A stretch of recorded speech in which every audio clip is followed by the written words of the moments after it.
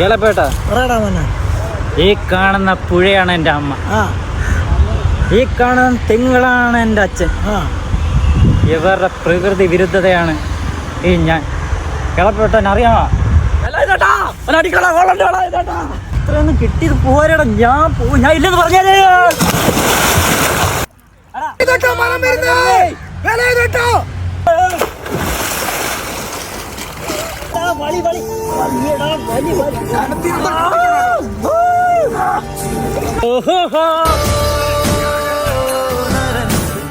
ആരും boost ചെയ്യില്ലല്ലോ, സ്വയമായിട്ട് boost ചെയ്തിട്ട് കേട്ടാ.